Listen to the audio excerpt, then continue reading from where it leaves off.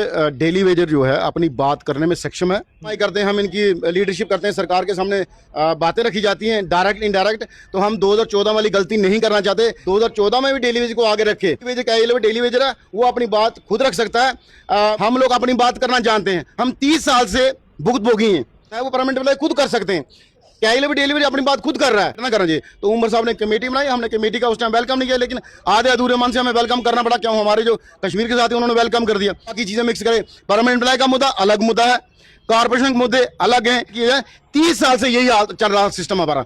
Daily veg का मुद्दा आगे दिखाया जाता है, 20 से काम हो, कोई कुछ और लगा। मैसेज है, सरकार को अपील है SRO 64 के तहत, जैसे आपने सुपर नंबररी पोस्ट क्रिएट की थी वैसे ही पोस्ट क्रिएट गए। हम सब लोग क्या डेली वेज जो PHE की बात करें, हम पोस्टों पे काम कर रहे हैं। हमने उमर साहब का वेलकम किया, फाइनेंस के ऊपर आपने मंत्री साहब का वेलकम किया, PHE के मंत्री साहब का। रेगुलेशन प्रोसेस शुरू नहीं होगा। हम यही सरकार से क्लियर चाहते हैं। सरकार ने कुछ चीजें क्लियर की हैं, कुछ जो रहती हैं आने वाले टाइम में हम क्लियर करेंगे। इस मुकाम पे ना जाए कि हम दोबारा 12 साल पीछे जाएं। ये क्लियर चाहते सरकार से कि डेली वेज के मुद्दे पे बाकी कोई मुद्दा मिक्स ना किया जाए, क्योंकि डेली वेज का कमेटी बनी है। वो कमेटी के हिसाब से उमर साहब सिर्फ डेली वेज के मुद्दे पे क्या मुद्दे पे देखें।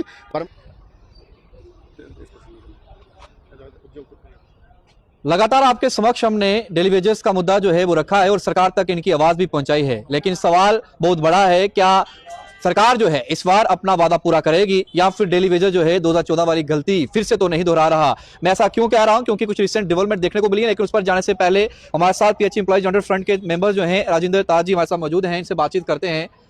राजेंद्र जी, रिसेंटली देखा जा रहा है कि सामने जो चीजें आ रही हैं वैसा प्रतीत हो रहा है कि डेली वेजर एक बार फिर से पुनः वैसी गलती दोहराने का प्रयास कर रहा है जो 2014 में डेली वेजर्स ने की थी। क्या वाकई में जमीनी हकीकत वैसी बयां कर रही है? देखिए, डेली वेजर जो है अपनी बात करने में सक्षम है।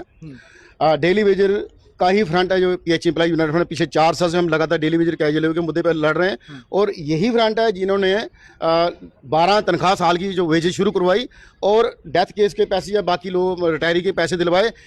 बड़े सारे ऑर्गेनाइजेशन, बड़े सारे लोग ये क्लेम करते हैं कि हम इनकी रहनुमाई करते हैं, हम इनकी लीडरशिप करते हैं। सरकार के सामने बातें रखी जाती हैं डायरेक्ट इनडायरेक्ट। तो हम 2014 वाली गलती नहीं करना चाहते।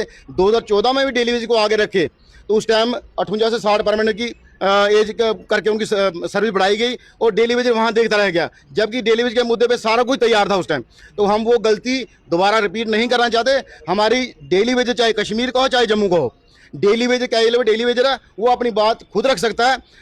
मैं आपको एक शुभू जी बात सुनाता हूँ। अगर हम किसी को मिलने जाते हैं, हम वहाँ परमानेंट की बात भी करें, हम वहाँ कॉर्पोरेशन की बात भी करें, हम डेली वेजर की बात भी करें, हम सेंट्रल स्पॉन्सर स्कीम की बात भी करें, तो जो सरकार या कोई सरकार का नुमाइंदा या कोई और आदमी वो किस मुद्दे पे काम करेगा? हमारा जो मानना है PHE एम्प्लॉइज यूनाइटेड फ्रंट का, मेरा पर्सन ये आया डेली वेज कैजुअल का मुद्दा जो हमने बड़ी मेहनत से 4 साल से असेंबली के दौरान इलेक्शनों में या आप कह लीजिए इस असेंबली में या पिछले असेंबली में लगातार ये मुद्दा हम लोग अपनी बात करना जानते हैं। हम 30 साल से भुगतभोगी हैं, तो क्या हम अपनी बात करना चाहते? हमारी बात कोई और करेगा? परमानेंट एम्प्लॉय करेगा या कोई और बात करेगा? यही चीज हमारे साथ 2014 में हुई। आज हम 12 साल पीछे चले गए।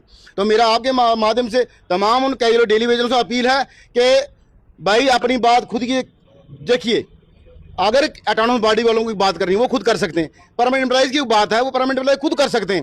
कैजुअल डेलीवरी अपनी बात खुद कर रहा है, तो उसको साथ उसकी डिमांड के साथ अपनी 4 डिमांडें जोड़ के क्या हमारे मुद्दे को डिरेल करने की कोशिश की जा रही है? हम ये कतई नहीं होने देंगे। मैं आपको क्लियर कट बता दूं, PHE एम्प्लॉइज यूनाइटेड ने 10 मार्च 2025 को जब प्रोटेस्ट किया, तो 11 मार्च 2025 को उमर साहब ने असेंबली से घोषणा की, एक कमेटी बनाई।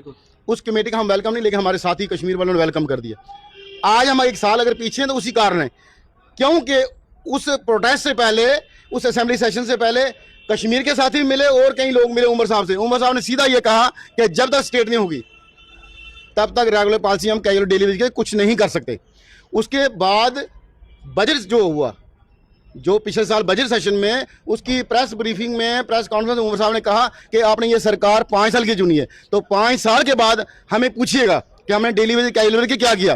तो जब हमने डिस्ट्रिक्ट वाइज जम्मू प्रोविंस में पूरा प्रोटेस्ट हुए, तो उमर साहब को ये लगा कि ये नहीं, ये मुद्दा जल्दी हमें हल करना चाहिए, हमें 5 साल वेट ना करना चाहिए। तो उमर साहब ने कमेटी बनाई, हमने कमेटी का उस टाइम वेलकम नहीं किया, लेकिन आधे अधूरे मन से हमें वेलकम करना पड़ा। क्यों? हमारे जो कश्मीर के साथी उन्होंने वेलकम कर दिया। उसके बाद लगातार हमारा प्रोटेस्ट प्रोग्राम जारी रहा। लगातार उमर साहब ही कहते रहे नेक्स्ट फाइनेंशियल रोड मैप दिया जाएगा। तो रोड मैप उनकी तरफ से यही कहा कि हम इस फाइनेंशियल ईयर में शुरू करेंगे। तो जब 1 अप्रैल को हमने प्रोटेस्ट प्रोग्राम किया तो उमर साहब ने असेंबली से बोला कि आज से आपका वो फाइनेंशियल का पहला दिन शुरू है। तो हम प्रोटेस्ट करके अगर चीफ मिनिस्टर साहब से अपील दलील, प्रोटेस्ट किस लिए होता है? अपील दलील ही होती है, वो भी एक किस्म में रिक्वेस्ट होती है सरकार को, जब सरकार नहीं देखती। तो हमने अगर प्रोटेस्ट करके उमर साहब से ये बात करवा ली, उमर साहब ने कैजुअल डेली की कमेटी बनाई और 1 अप्रैल 2026 को जब प्रोटेस्ट किया तो उसके बाद उमर साहब ने कहा आज से आपका दिन शुरू है। तो हमें ये नहीं लगता कि बाकी कोई आके इस मुद्दे को मिक्स करे, बाकी चीज़ें मिक्स करे। परमानेंट एम्प्लॉय का मुद्दा अलग मुद्दा है, कॉर्पोरेशन के मुद्दे अलग हैं, पीएसयू के जिनको कहा पब्लिक सर्विस अंडरटेकिंग उनके मुद्दे अलग हैं, अगर जम्मू यूनिवर्सिटी है उसके मुद्दे अलग हैं, म्युनिसिपल कॉर्पोरेशन है इसके मुद्दे, डेली वेज कैजुअल के मुद्दे जो भी लोग बात करने जाए सरकार से उसको मिक्स ना किया जाए। डेली वेज का मुद्दा डेली वेज का एक अलग मुद्दा है। इसी तरह हम 2014 में ठगे गए तो मेरा ये मानना है कि कुछ लोग दोबारा एक्टिवेट हो गए जो इस मुद्दे को सरकार को भी एक किस्म का गुमराह करना चाहते हैं। जैसे 2014 में गुमराह किया, नहीं जी डेली वेज को रहने दीजिए, हमें 58 से 60 कर दीजिए। तो उमर साहब से भी और सरकार सबसे अपील है कि कैजुअल डेली मुद्दे को अलग नजर से देखा जाए। जो सेंट्रल स्पॉन्सर स्कीम है उनके लोगों की अलग समस्या है, पीएसयू की अलग समस्या है, ऑटोनोमस बॉडी में लोग काम उनकी अलग समस्या है और परमानेंट एम्प्लॉय की अलग समस्या है। इनको अगर क्लब करके कोई ऑर्गेनाइजेशन या कोई लोग सरकार के सामने रखेंगे तो उससे बहुत बड़ा नुकसान डेली वेजर को होने वाला है। तो डेली वेजर को अलर्ट रहना चाहिए और हम तो अलर्ट हैं पीएचई एम्प्लॉय यूनाइटेड के, बाकी साथी कहीं भी है वो डेली वेजर चाहे किस स्टेट के किसी यूटी के किसी कोने में, वो हमारा भाई है, हमारा साथी कैजुअल डेली वेजर। हम उसके मुद्दे के लिए बात लगातार करते रहेंगे, हम इस मुद्दे से पीछे नहीं हटें। अगर कैजुअल डेली वेजर के लिए मुद्दे पे प्रोटेस्टिंग हुआ कमेटी बनी है तो बाकी किसी इंप्लॉइज की के लिए कमेटी बनी है? नहीं ना बनी है कमेटी। अगर उनके मुद्दे इतने जोर शोर से अगर उन्होंने उठाए उनके लिए कमेटी बननी चाहिए थी। हम थोड़ी कहते किसी को, सरकार जिसका जो हक है, चाहे वो कोई कैटेगरी, चाहे सेंट्रल स्पॉन्सर स्कीम है, चाहे पीएसयू, चाहे ऑटोनोमस बॉडी है, चाहे और भी कॉर्पोरेशन, जिनका जो हक उनको मिलना चाहिए। लेकिन डेली वेजर के साथ ये सारे मुद्दे क्लब ना किए जाए।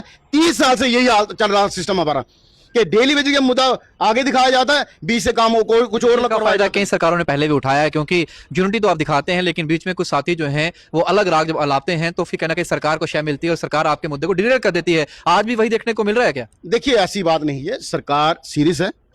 उमर साहब ने अगर जिस तरीके से चीजें जो सामने आ रही हैं और हमारे पास भी जानकारी है क्योंकि ऑन रिकॉर्ड तो नहीं है जी चीजें, लेकिन ऑफ द कैमरा कुछ चीजें आ रही हैं कि कुछ पोस्ट के बारे में बातचीत चल रही है कि उतनी है उतने लोगों का रेगुलाइजेशन होगा, ये चीजें पहले होंगी या बाद में होगी, लेकिन इसकी पिक्चर क्लियर नहीं है अभी क्या बात हुई। देखिए हमारा स्पष्ट सरकार को मैसेज है, सरकार को अपील है SRO 64 के तहत जैसे आपने सुपर न्यूमररी पोस्ट की रेट की थी वैसे ही पोस्ट की रेट गई। हम सब लोग कैजुअल डेली वेज जो पीएचई की बात करें, हम पोस्टों पे काम कर रहे हैं, उन पोस्टों को रेगुलाइज करना है। पोस्टों के साथ भी रेगुलर हो जाएंगे, पोस्ट नहीं क्रिएट करने की जरूरत नहीं है। जैसे 64 SRO में सुपर न्यूमररी पोस्ट क्रिएट की गई थी वैसे ही पोस्टिंग क्रिएट कर रही है, तो इसमें कहीं कोई प्रॉब्लम नहीं है। अगर पोस्टों की बात की जाए तो 20-25 हज़ार पोस्टें हमारे लोग आज रिटायर हो गए। 2015 के बाद ना को कैजुअल डेली वेज लगा और उसके बाद कैजुअल डेली वेज रिटायर हुए, परमानेंट रिटायर हुए, तो कितनी पोस्टें खाली वो मुद्दा नहीं। मुद्दा ये है कि इंसानी मुद्दा है, इस इंसानी मुद्दे को कानून की सब चीज़ों को उसी ऊपर रखे देखा जाना चाहिए, इसको जिसको कहे इंसानी नज़र से देखा जाना चाहिए। और उमर साहब ने ये कहा भी है, आप देखिए चीजें चेंज हुई 1 अप्रैल के प्रोटेस्ट के बाद। आपने सुना सरकार के किसी नुमाइंदे ने, सरकार के किसी मंत्री ने, चीफ मिनिस्टर हमारे खिलाफ बोला जो एजिटेशन लोग कर रहे हैं, नहीं बोला। उसके बाद हमारा हेड चेंज हुआ, जो हेड चेंज हमने सरकार का वेलकम किया, क्योंकि सरकार का वेलकम किस बात पे किया जाता है, सरकार को एम्प्लॉयज के लिए कुछ करे। जब सरकार ने एक अच्छा स्टेप दिया, हमने उमर साहब का वेलकम किया, फाइनेंस के बाद आपने मंत्री साहब का वेलकम किया, पीएचई के मंत्री साहब का, आपने कमिश्नर सेक्रेटरी का किया, शैलेंद्र कुमार जी जो फाइनेंस के हैं उनका शुक्रिया किया, अपने चीफ इंजीनियर का शुक्रिया किया। इसलिए किया कि सरकार ने साल 1.5 साल में कैजुअल डेलीवरी की एक पहला स्टेप उठाया कि हेड उसका चेंज किया। तो अगर उमर साहब आज कोई पॉलिसी अनाउंस करेंगे, देखिए हमारा मसला पोस्टों का मसला नहीं है, हमारा मसला है सरकार SRO तैयार करे। उस SRO के तहत हमारी जो डिमांड है, फर्स्ट फेज में कितने लोग रेगुलर होंगे, क्या इस साल 2 फेज निकाले जाएंगे, 3 फेज निकाले, हमारी डिमांड वो है। हमारी डिमांड ये नहीं है कि इतनी पोस्ट निकाली, वो हमारा लेना देना नहीं है, वो हमारा लेना देना नहीं है। लगता है सरकार ने जो वादा किया है इस फाइनेंशियल ईयर में उस वादे को पूरा कर पाएगी, या फिर से कोई बहाना फाइनेंशियल बजट का, फाइनेंस बजट का जो है कर जो है फिर से डिटेल कर अगले फाइनेंशियल ईयर में डालने के प्रयास करने की कोशिश करेगी? क्योंकि अब फिर से जब असेंबली सेशन शुरू होगा श्रीनगर के अंदर तो तब ये चीजें जो है सामने आएंगी, पिक्चर क्लियर होगी कि क्या कुछ रोड मैप जो है आप लोगों के लिए रेगुलेशन पॉलिसी का ये सरकार बनाने जा रही है इस बजट में। देखिए जब आपका हेड चेंज हुआ तो ये पहला स्टेप हो सकता है जी कि सरकार सीरियस है मसले पे, ठीक है। दूसरा, उमर साहब ने असेंबली के फ्लोर पे घोषणा की है, तो हमें कहीं ना कहीं विश्वास करना पड़ेगा। लेकिन उसके साथ साथ हम अपनी एजुटेशन जो है रूटीन प्रोसेस डेली चला रहे हैं। जब तक रेगुलेशन पॉलिसी का एसआरओ नहीं आएगा, जब तक रेगुलेशन प्रोसेस शुरू नहीं होगा, हम यही सरकार से क्लियर चाहते हैं। सरकार ने कुछ चीज़ें क्लियर की हैं और कुछ जो रहती हैं आने वाले टाइम में हम क्लियर करेंगे। लेकिन हमारा सीधा स्पष्ट है कि हमें SRO 64 के तहत जैसे सुपरनुमरी पोस्ट क्रिएट की गई थी, इसी तरह पोस्ट क्रिएट करके लोगों को रेगुलाइज किया जाए। और जो लोग सरकार को आज भी गुमराह करने की कोशिश करते हैं कि बात डेली वेजेस की हो, उसके साथ 10 डिमांडें और जोड़ दी जाए।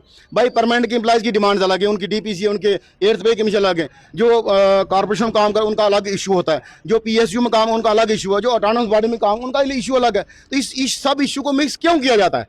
हमारा ये सवाल है उन लीडर से, हमारी उनसे अपील है, कृपा हमें बख्श दीजिए। खुदारा आज हमें दोबारा इस मुकाम पे ना जाएं कि हम दोबारा 12 साल पीछे जाएं। डेली वेजर कैजुअल लेबर आज अवेयर है और आने वाले दिनों में ये आपको पता भी लग जाएगा। सरकार भी सीरियस, सरकार भी समिति है कि हमने कभी ये नहीं कहा, हमने कहा सरकार ने अगर कहा हम फेस मैनेज करें, हम फेस मैनेज शुरू किया जाए और सरकार बताए किस SRO के तहत और इस साल कितने फेस होंगे। क्या लगता है अभी अमला यात्रा भी शुरू होने जा रही है, घोषणा कर दी गई है। हर बार जब भी अमला यात्रा शुरू हुई है आपने एक बड़ा एजिटेशन का पहले बुलाया कि हम एजिटेशन करेंगे, फिर आपने बीच में ह्यूमैनिटेरियन ने कहा कि नहीं यात्रा है तो हम नहीं करेंगे। तो क्या जिस तरीके से मार्च में एक बड़ा एजिटेशन देखने को मिला, सड़कों में आप उतरे थे लोग, सभी लोग, तो क्या फिर से कोई बड़ा प्रदर्शन जो है आपके द्वारा देखने को मिलेगा? अगर आपको लगता है बीच में कहीं ना कहीं कुछ मुद्दा जो है डील होता नजर आ रहा है या सरकार जो है गंभीर नहीं नजर आ रही? हमने 1 अप्रैल को जो प्रोटेस्ट किया था, हम जब उमर साहब ने बयान दिया कि आज से आपका दिन पहला दिन शुरू है, तो हमने उसी दिन अपने साथियों को कहा था हम 2 महीने वेट करेंगे, 2-2.5 महीने वेट करेंगे। तो उस दौरान अगर यात्रा का टाइम भी निकल जाए, अगर बीच में ऐसी बात कोई लगती है कि हमें सड़कों पे आना पड़े तो हम कोशिश करें सड़कों पे भी आएंगे। लेकिन हमें उम्मीद है कि सरकार ने जो 2014 में गलती की थी कि डेली वेजरों को छोड़ के परमानेंट एम्प्लॉयज़ की सर्विस जो नौकरी 58 से 60 कर दी थी, वो सरकार ने, उमर साहब ने को पता उसका क्या नतीजा हुआ।